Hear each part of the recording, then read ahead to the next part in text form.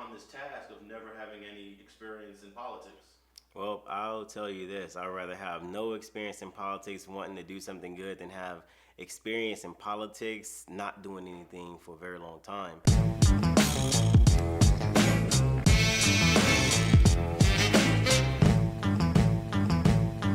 You know, anybody can learn. You know, when you're young, when you're old, you're set in your ways, and so you don't want to conform to the way the world is moving.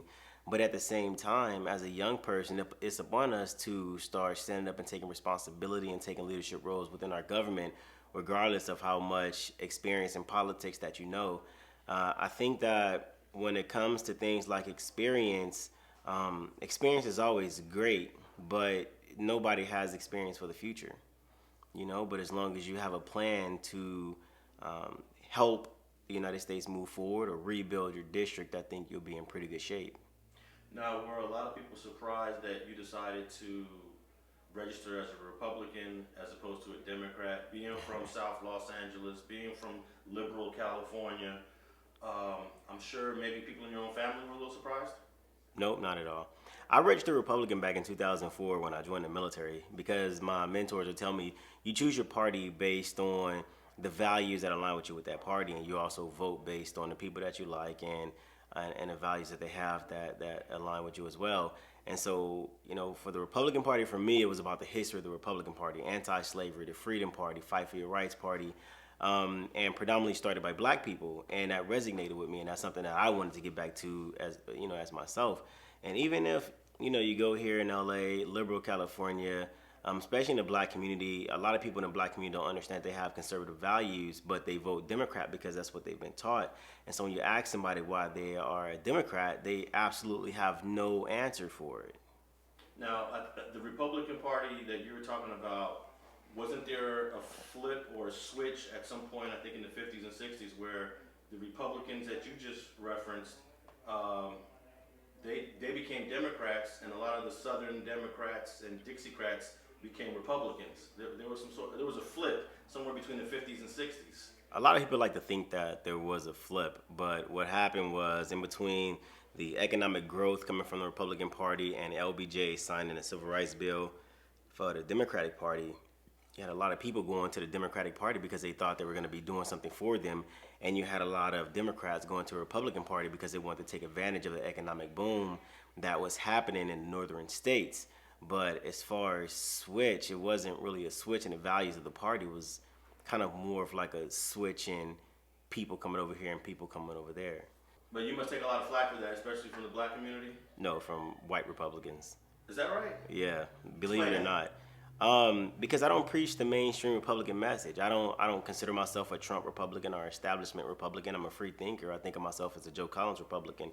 And I like my conservative values, and I like what I stand for as a man and a person from my community. I want to rebuild my community, and that's not something that people in the Republican Party talk about. And if they do talk about it, it's not like they're coming down here and actually affecting change or trying to gain influence on our community to help us. You know, we've kind of been left behind by everybody. You know, you have the Democrats that pander for votes whenever it's time for election season, and you have the Republicans that say we're not going to the inner cities because it's all Democrats. Nobody ever tries with us, you know. As a black man from South LA, you should be a Democrat. Did you ever think, let me just go independent?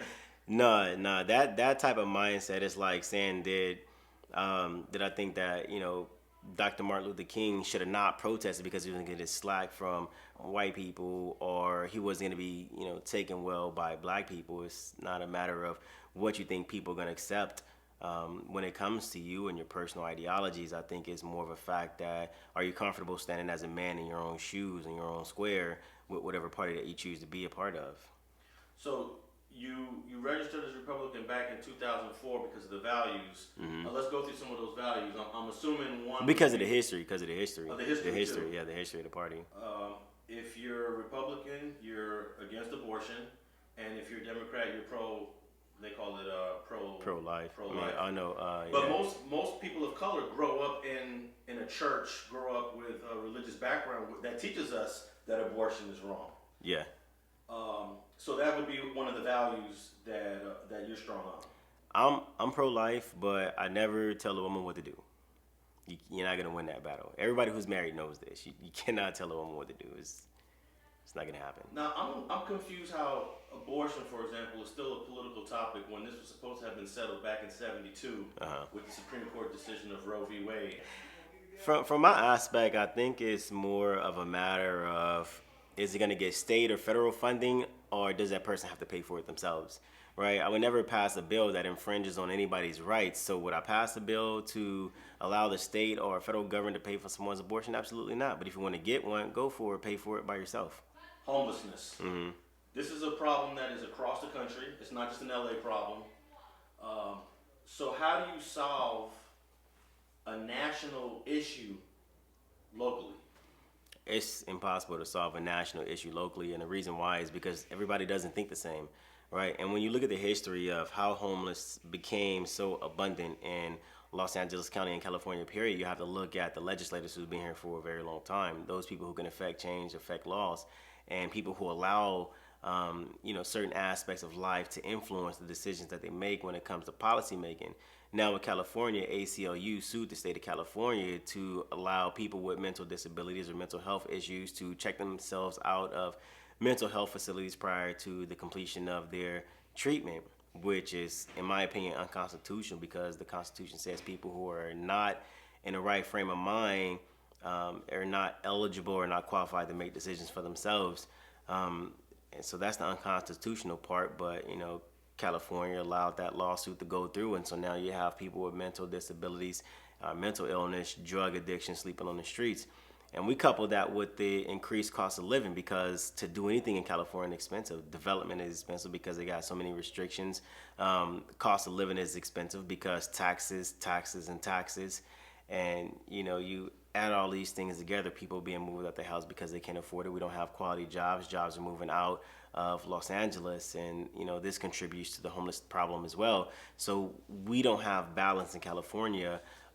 We have a conglomerate of Democrats, unfortunately. And so when you have that many Democrats, they don't have to go ask the public for permission anymore. They jam whatever bills they want down the throats of people who live in California. And unfortunately, there's nothing we can do about it, because when you have a super conglomerate, the rule is you voted the man, now they make decisions for you. You have nobody to fight against the bills that they want to pass. Thanks for watching StreetTV.net.